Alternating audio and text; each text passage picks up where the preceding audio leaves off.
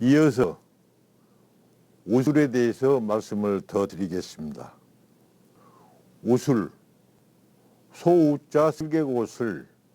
그래서 소가 일을 할 수 없는 능력이 됐을 때는 쉽게 말해서 소 무릎이 상태가 안 좋은 상태이기 때문에 소를 우리가 잡게 되는 것이죠.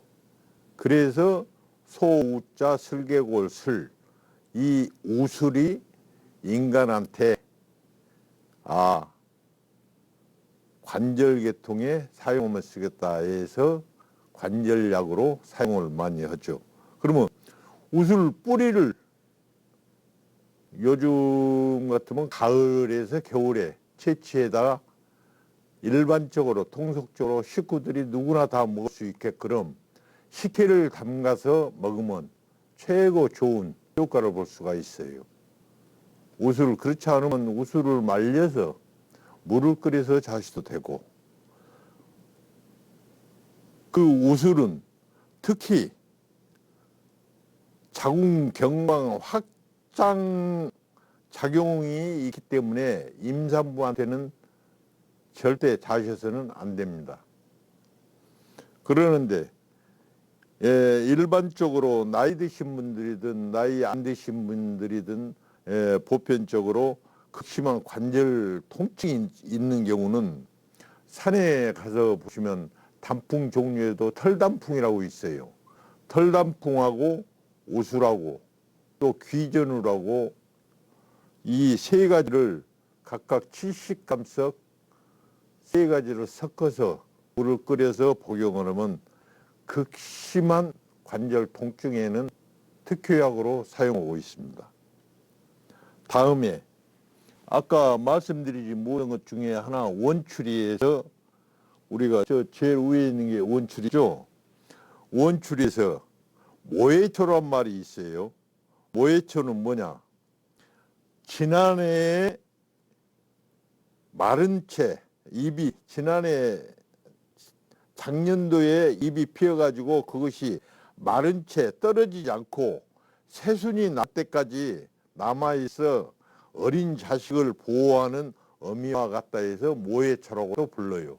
식물들 중에서는 식물은 독자적으로 개인적으로 동물 같은 경우나 곤충 같은 경우는 자식을 사랑하는 마음이 있어서 곤충이나 동물이 성장할 때까지는 부모의 보호를 받고 크지만 식물은 어린 유시부터 자기 생명이 끝날 때까지는 부모의 도움을 전혀 받지를 않아요. 그러는데 유일하게 이 원추리만큼은 모해초로 해가지고 어미, 즉 전년도에 이파리의 보호를 받는 것이 모해초예요. 그래서 그런 이름이 붙여졌습니다. 그런데 이 황화채, 이 원추리는 지금 혹꽃이죠. 이 혹꽃인데 겹꽃은 독이 있기 때문에 우리가 산에 가서 아니면 주위에서 겹꽃은 채취해서 자시면 안 됩니다. 다음에 삼색나물에 대해서 말씀을 드리랍니다.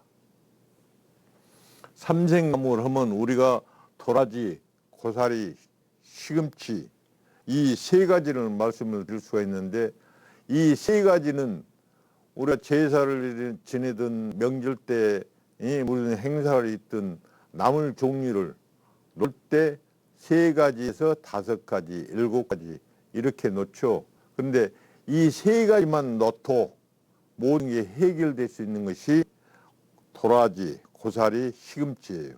그러면 왜 도라지의 하얀색은 우리 조상을 뜻하는 의미를 가지고 있고, 또 고사리의 흑색은 나의 부모를 뜻하는 뜻을 가지고 있고, 또 시금치는 현재 초록색은 나를 의미하는 것이죠.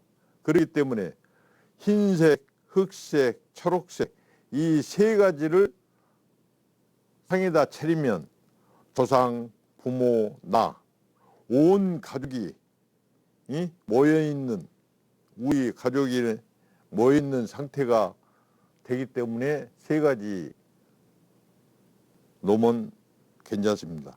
근데 도라지는 하얀색인 이 도라지는 특히 우리 인체에 항암, 항면역 기능, 항진작용을 하기 때문에 도라지를 다른 나물보다는 더 많이 먹어주면 좋습니다. 그 다음에 고사리는 비타민 B1 분해 효소, 즉 아노미리나제라는 성분이 있기 때문에 고사리를 우리가 먹을 때는 산에서 채취할 때는 그 생나물로 자시면 안 되죠. 비타민 B1 파괴하는 분해 효소가 있기 때문에 그걸 어떻게 해서 자시면 좋냐면 특히 나무 태운 채라든가 아니면 소금 사용해서 삶아서 말려서 고사리를 해서 자시면 좋습니다. 그 고사리는 쉽게 말해서 중국 사람들이나 서양 사람들은 독이 있다고 해서 먹지를 않죠. 그렇지만은 고사리 우리 조상들은 일찍부터 도라지, 고사리를 주로 많이 사용해서 먹습니다. 왜? 우리가 그저 뭡니까 육개장에서 먹을 때 뭘 넣어서 해서 자시면 제일 좋습니까? 특히 육개장 할 때는 고사리를 넣어서 해서 먹으면 특히 오정육부 중에서도 당을 편하게 해주기 때문에 고사리를 많이 넣어서 먹죠. 그런데 생 고사리를 해서 그냥 먹으면 백혈구를 감소시켜서 출혈, 궤양 증상을 일으키므로 특히 고사리는 삶아서 자시는 것이 좋습니다.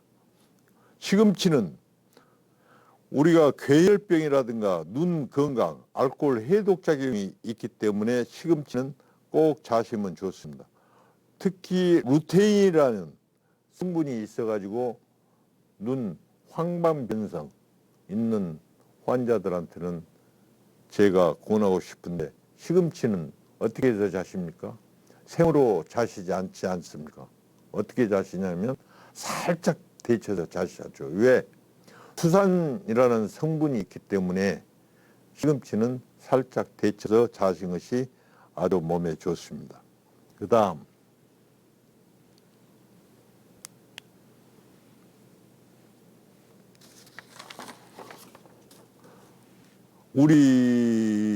우리가 식물을 보면 꽃에 색깔이 있죠. 색깔 종류를 보면 무슨 빨간색, 특히 흰색, 노란색, 파란색 등등 여러 가지 색깔이 있는데 그 꽃의 색깔 종류가 얼른 봤을 때는 빨간색이 주위에서 보면 제일 많이 있는 것 같죠. 꽃 종류가.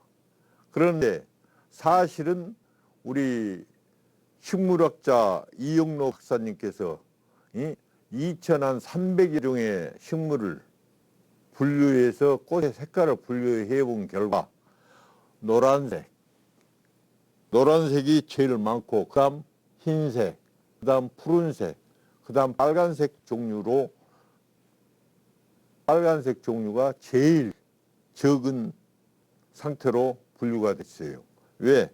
노란색은 32% 정도, 흰색은 38.6%, 푸른색은 27.4%, 빨간색은 12.3%. 그럼 노란색하고 빨간색하고는 3배 정도 차이가 나죠. 왜 빨간색이 그렇게 적을까요? 그건 식물들의 본래의 목적은 종자 번식의 원칙에 의해서 내 종자를 퍼뜨리기 위해서 꽃을 피우게 되는 것이에요. 근데 꽃을 피우기 위해서는 어떻습니까? 벌나비가 많이 달라들어서 수분가리를 해주기를 바라는 마음에서 그 색깔 종류 꽃을 피우게 되는 거예요. 그러는데 노란색 꽃, 흰색, 푸른색 등등은 벌나비가 많이 가요. 그러는데 빨간색은 벌이 전혀 가지를 않아요. 왜? 빨간색 대표적인 것이 동백꽃이죠. 동백꽃에는 벌이 수분가래를 안고 무엇이 수분가래를 합니까? 동박새라는 새가 수분가래를 하고 있습니다. 그와 마찬가지로 빨간색이 적은 이유는 그 개체를 특이한 쉽게 말해서 식물 자체 그 꽃이 굉장히 크다든가 해서 벌 이외에 다른 종류 새라든가 다른 곤충이 와서 수분가리를 해주기를 바라는 그 마음에서 색깔이 변하는 것이죠. 그 다음 계절별로는 색깔이 어떻습니까? 꽃이 피는 것이 계절별로는 여름에 꽃이 제일 많이 피죠. 그 다음 봄에 많이 피고, 그 다음 가을에 많이 피고, 그 다음 겨울에. 이 순위대로 여름, 봄, 가을, 겨울 이 순위대로 꽃이 피는 거예요.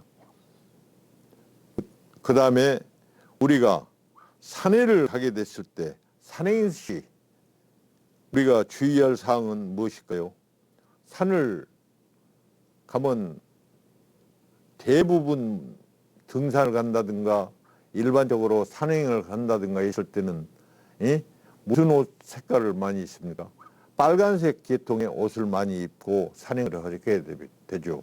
빨간색 계통의 옷을 입는다는 것 자체는 벌이 특히 일벌 이런 종류 말고 말벌 종류들이 빨간색을 보지를 못하기 때문에 생명이기 때문에 보지를 못하기 때문에 빨간색 계통의 등산복을 입고 산행을 많이 하게 됩니다. 그러니까 벌이라든가 뱀이라든가 멧돼지 등 이 세 가지 종류 이외에 등산화를 신고 가는 이유는 그 계곡 같은데 늪지 같은데 그 돌 바위 틈 이런 데서 자기가 발을 상하기가 쉽기 때문에 등산화를 꼭 착용을 해야 되죠. 근데 이 벌 중에서 약이 된다고 해서 요즘 그 벌 많이 술 담아서 많이 말벌 종류를 먹죠. 근데 말벌 종류 특히 그 말벌 종류를 먹는 것이 아니라 말벌이 지어놓은 집 그걸 노봉방이라는데 그걸 노봉방을 따서 햇볕에 말리거나 아니면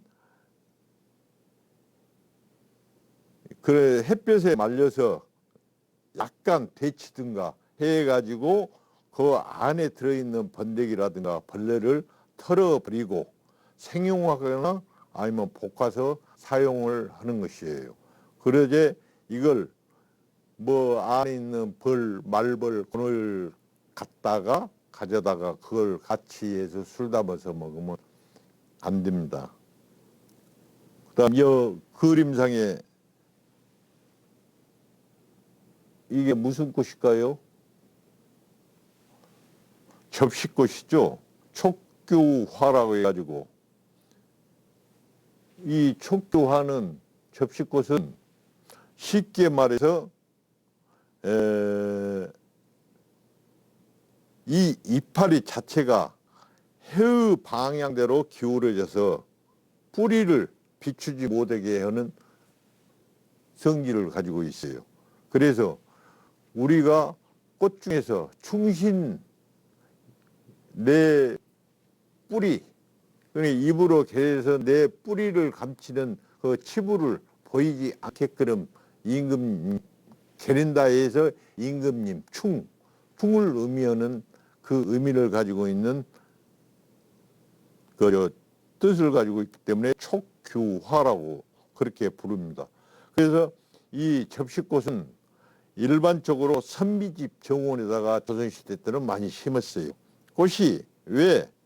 꽃이 아래에서부터 위로부터 아래에서부터 하나 그다음 이런 식으로 피어서 올라가기 때문에 내가 공무원이다. 9급 공무원, 그다음 8급, 7급, 6급, 5급 이 승진의 의미를 가지고 있기 때문에 선비 집에서는 벼슬, 승진을 의미한다 해서 선비집 집에 많이 심었고 옛날에 암행의사 아니면 그 고시에 합격해 있을 때 의사와 꽃으로도 사용을 했습니다. 그 다음 이 촉규화는 꽃이 마지막 봉우리에서 꽃이 피면 우리가 일반적으로 장마가 진다 해가지고 집에다 농사 짓는 분들은 집에다 키우는 이유가 장마가 이제는 끝나겠구나 이 예측을 할 수 있는 식물이기 때문에 이 촉규화를 접시꽃을 집에다 많이 심었어요. 지금 꽃이 빨간색이죠.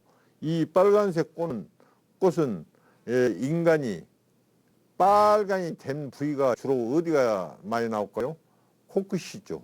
코끝이 빨간이 주부코라고 그러죠. 주부코가 생겼을 때 이걸 기름에 빨간 꽃을 따서 진액에서 기름에 개해서 코에다가 붙이면 이 주부코가 빨간 코. 그래서 대신 이제 술 먹고 술 많이 자신 분들은 거죠. 코가 빨개지는 거. 그건 주부코가 아니죠. 그런 주부코에 이 기름으로 개해서 바르면 주부코가 없어지는 거예요. 그 다음은 부인의 백대야. 그 다음 하복부 냉증. 그 다음 대소변을 잘 보게 해준다 해서 이 시골에 어느 집에든 쉽게 말해서 어느 가정이든 간에 시골에서는 다 울타리가라든가 아니면 어디입니까? 장독대 옆에다가 이 접시꽃을 심었어요. 그 다음 식물은 맨 아래 꽃에 꿀이 많이 많을까? 식물을 맨 아래 꽃에 꿀이 가장 많을까? 맨 아래 꽃에 꿀이 많고 위에 가면 갈수록 꿀이 적게 저장되어 있는 이 식물의 이치. 왜 그럴까요? 식물은 종자 번식의 원칙에 의해서 밑에 제일 아래 꽃이 암꽃이에요. 암꽃에 꿀을 많이 저장을 해 놓으면 이게 불나비들이 식물들은 제일 아래 꽃이 거기다가 꿀을 많이 저장을 해 놓더라 하고 그 제일 아래 꽃에 모여들어요. 모여들어서 식물의 그 본연의 그 수분가리를 거기에서부터 해 나오면서 딴 데 수술해서 묻혀온 그 수분을 거기에서 수분가리를 하기 때문에 꿀이 제일 아랫부분에다 많이 저장을 해서 암꽃이기 때문에 그런 현상이 빚어지는 것이죠. 그 다음에 꽃잎수. 이 꽃을 보면 꽃잎수가 있죠. 꽃잎수는 피보나치 수열이라고 해서 꽃잎수가 하나 또는 두 개, 1 보태기 2는 3, 3개, 2 보태기 3은 5개, 3 보태기 5는 8개, 5 보태기 8은 13개, 8 보태기 13은 21. 이런 식으로 피보나치 수열, 이걸 피보나치 수열이라는데 이런 식으로 꽃잎수가 형성되어 있는 거예요. 오늘 어째 만족스럽습니까? 첫날이라 제가 어벙어벙하니 말이 많이 중복된 경우가 많이 있었는데 다음 2강부터는 열심히 해보겠습니다. 2강에는 식물의 기본적인 구분과 또 우리가 식물을 접을 수 있는 최소한의 건강을 또 알 수 있는 최소한의 음양 오행 정도는 알고 들어가야 식물에 접을 수 있는 지름길이라 생각해서 다음 2강부터는 그 내용에 대해서 강의를 해드리겠습니다. 감사합니다.